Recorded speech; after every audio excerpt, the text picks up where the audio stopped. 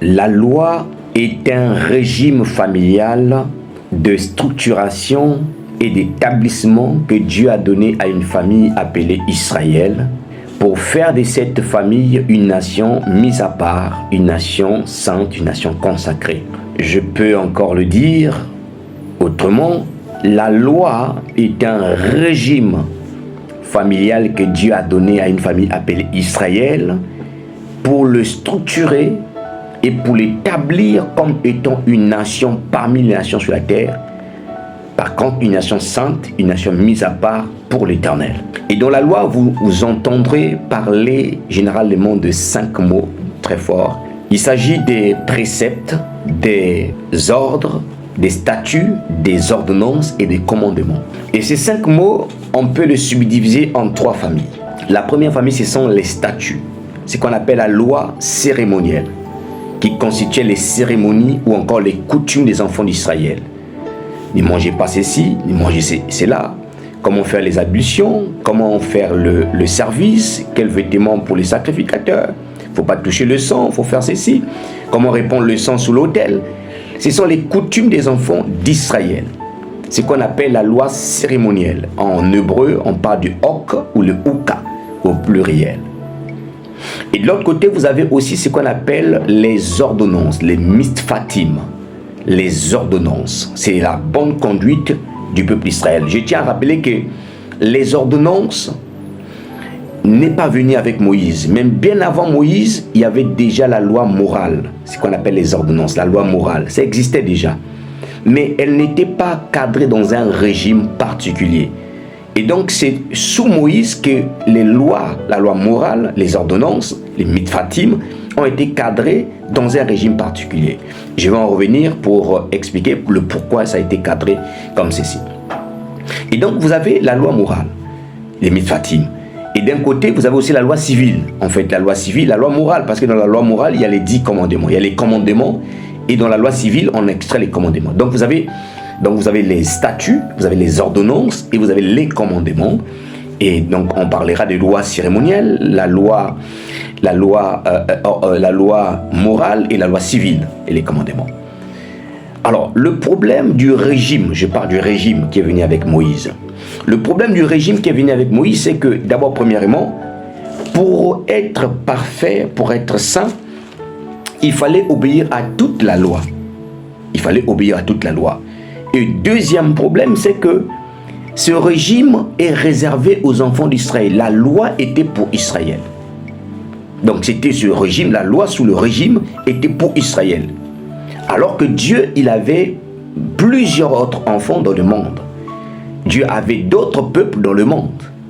Et lorsque le temps était arrivé, pour que Dieu reconnecte son peuple à lui, au travers de la structuration qu'il avait déjà formalisée, formée avec le peuple d'Israël, alors Dieu, qu'est-ce qu'il a fait? Il nous a fait entrer dans un autre régime, et c'est ce qu'on appelle le régime de la grâce. Donc pour sauver l'humanité tout entière, Dieu ne pouvait pas utiliser le régime de la loi puisqu'il avait donné le régime de la loi pour structurer et pour établir Israël comme étant une nation. Et en ce qui concernait les nations, Dieu a donné le régime de la grâce. Et donc la grâce c'est quoi? La grâce c'est un régime universel de salut, d'adoption, de restauration que Dieu a donné à tous les hommes sur la terre. Je répète, la grâce est un régime universel de salut, d'adoption, de restauration que Dieu a donné à tous les hommes sur la terre. Pourquoi Dieu a donné ce régime? C'est d'abord, premièrement, pour reconnecter les hommes de la terre à lui, afin que ces hommes puissent vivre la vie dont Dieu veut qu'ils puissent vivre, et par conséquent, qu'ils puissent entrer dans leur héritage, qu'ils puissent jouir de tout ce qui est dans la grâce.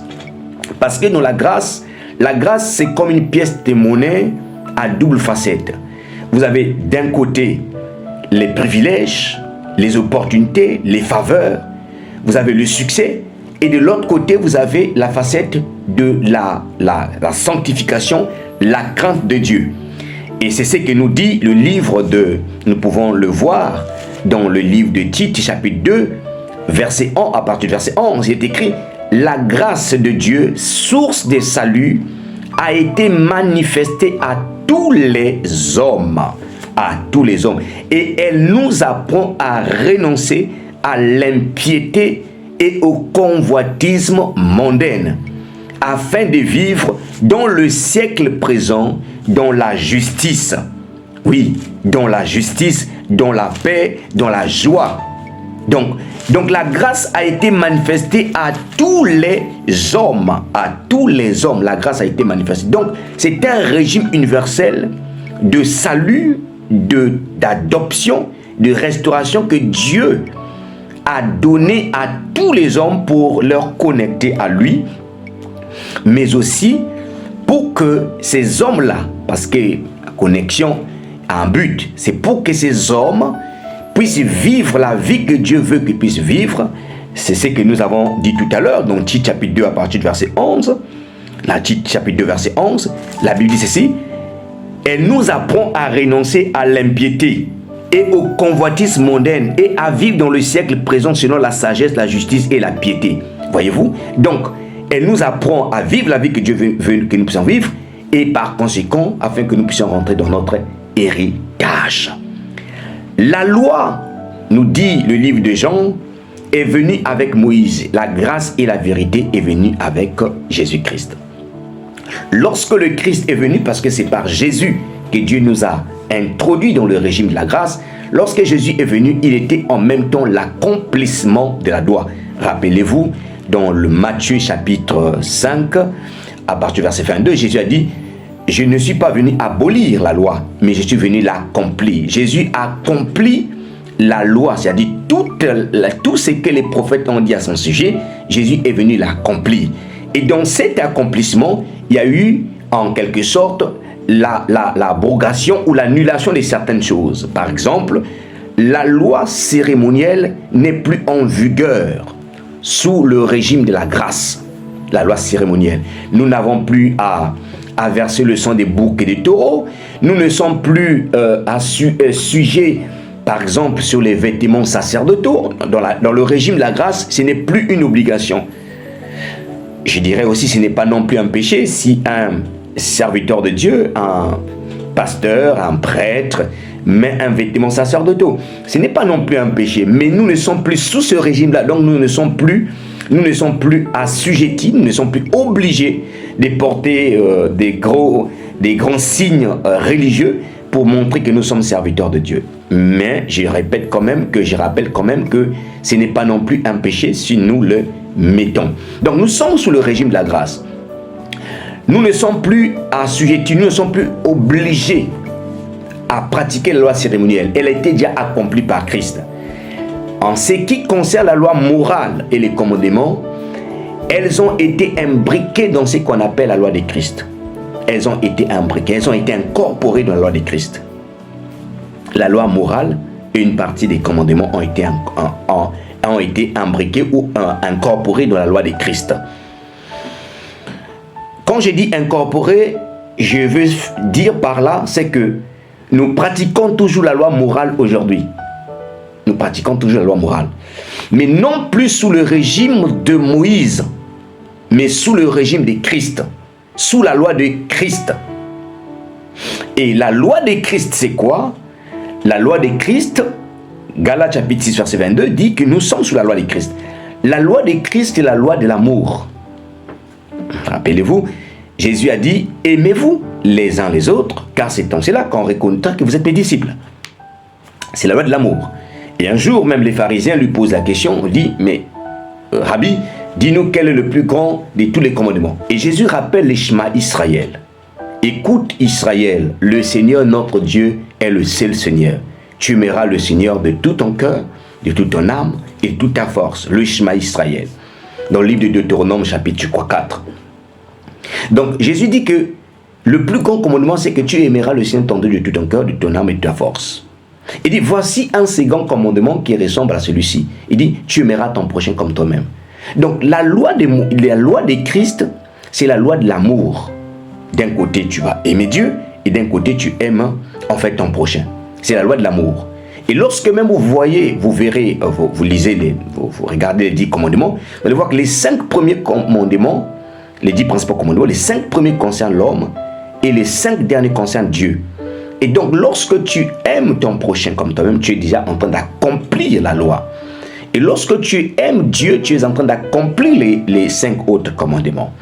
Donc nous voyons ici, donc là, je disais que la loi morale et les commandements ont été imbriqués dans la loi de Christ, qui est la loi de l'amour.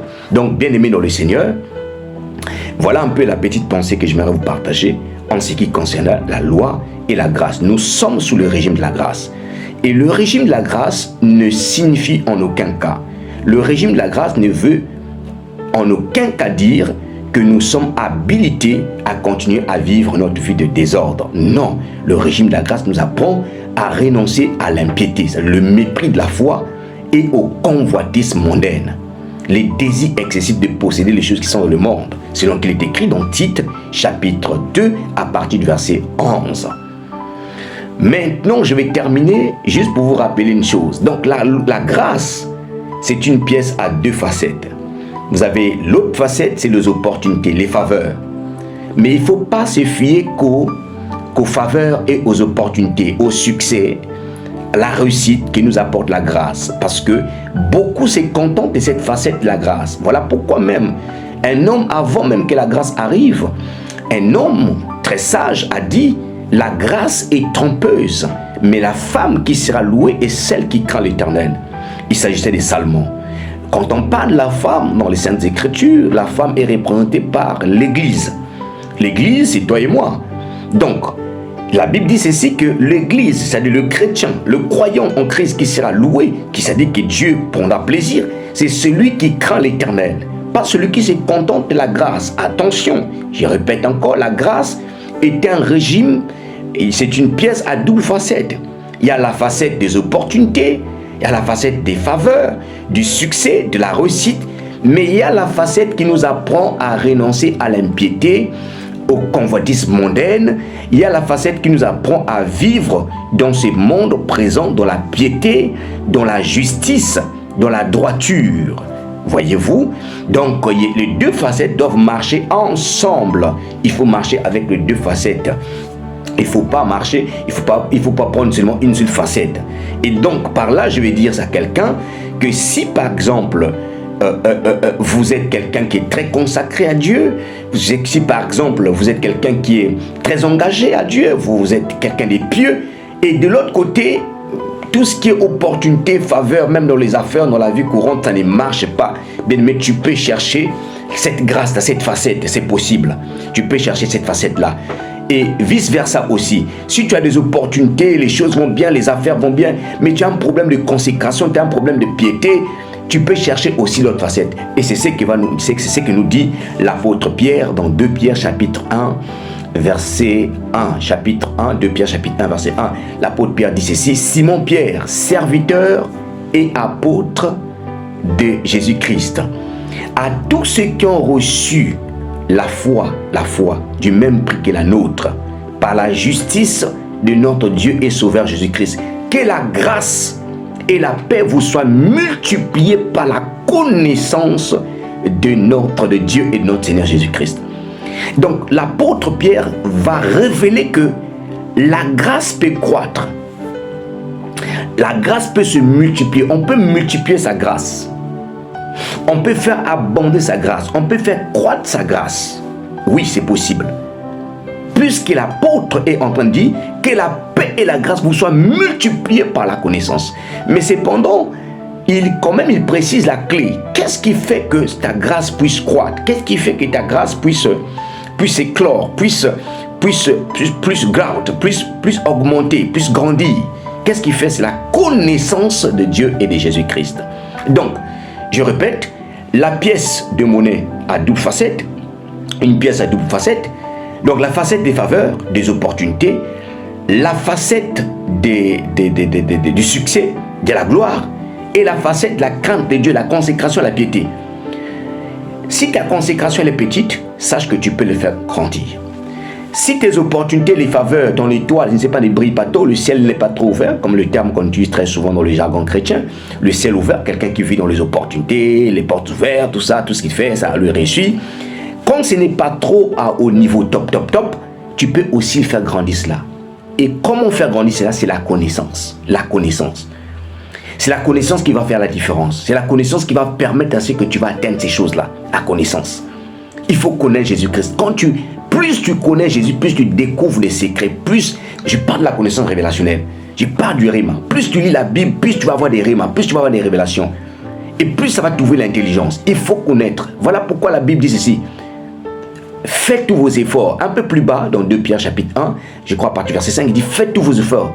Faites tous vos efforts pour joindre à votre foi la connaissance. Et c'est très important de joindre la connaissance. Je vais rappeler à quelqu'un ceci. Regardez, lorsque Moïse quitte le champ de la mission, il est rappelé par le Seigneur. Josué est remplacé à la place de Moïse. L'Éternel vient voir Josué, il dit à Josué ceci. Et premièrement, il lui dit, ne crains point. Ne crains point. Josué était un militaire. Rappelez-vous, la guerre contre Amalek, c'est Jésus qui était au front. Moïse était sur la montagne pour prier. Mais le jour là, quand Josué est remplacé, Dieu lui dit, ne crains point. Deuxième des choses. Mais en tant que soldat, Dieu aurait pu dire à Josué, recrute encore plus d'armées. Plus qu'il prend la mission pour conquérir. Ils ont déjà traversé le Jourdain. Ils sont en train de traverser le Jourdain. Et donc Dieu dit à Josué ceci. Il dit, il aurait pu dire à Josué, fabrique encore plus d'armes en fait. Plus d'armes, recrute encore beaucoup de soldats pour aller conquérir. Non. C'est pas ce que l'Éternel a dit à Josué. Josué chapitre 1 verset 8. L'Éternel dit à Josué ceci. Que ce livre de la loi ne s'éloigne point de ta bouche. Médite-les jour et nuit. Pour agir fidèlement selon ce qui est écrit, c'est alors que tu auras du succès. Nous cherchons le succès là. C'est la facette, la grâce là, la facette des opportunités. C'est alors que tu auras du succès et que tu réussiras dans toutes tes entreprises. Donc le succès, ça concerne aussi les victoires. Les guerres, tu vas remporter, tu vas avoir du succès. Tout ce que tu vas faire comme entreprise, tout ce que tu vas entreprendre, tu vas réussir.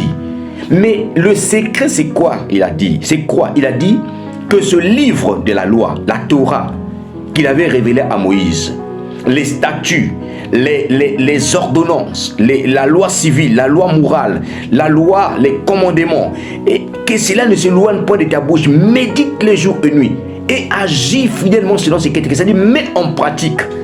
Donc, c'est-à-dire, Dieu veut emmener Josué à un niveau de connaissance qui fera en sorte que, pas seulement la connaissance, mais la pratique aussi de la connaissance. Rappelez-vous, Tite chapitre 2, verset 11. Elle nous apprend à renoncer à l'impiété et au convoitisme. Donc, mets les choses en pratique. C'est là que tu vas avoir du succès. C'est là que tu vas voir les opportunités, les portes s'ouvrir. C'est là que les ennemis, ceux qui viennent te combattre. Celui-là, c'est-à-dire que c'est que Dieu avait dit à Abraham. Celui qui te bénit sera béni, celui qui te maudira, je le maudirai. C'est-à-dire celui qui sera ton ennemi. Donc tu vas vivre, c'est-à-dire Josué, tu vas vivre ça.